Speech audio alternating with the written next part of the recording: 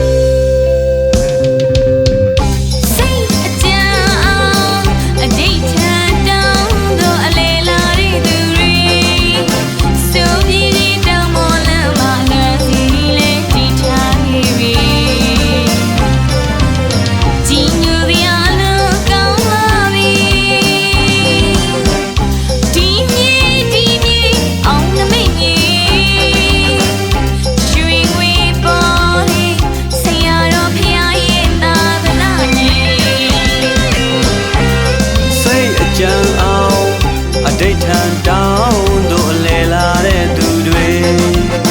ဇီဒီဝေတောင်းပေါ်လမ်းမှာသာသနာပါလာမင်္ဂလာသိအလိုတော်ပြေဗုဒ္ဓရုပ်ပွားတရားနဲ့ရှိပေကြီးညိုစရာအလုံးကောင်းလာပေ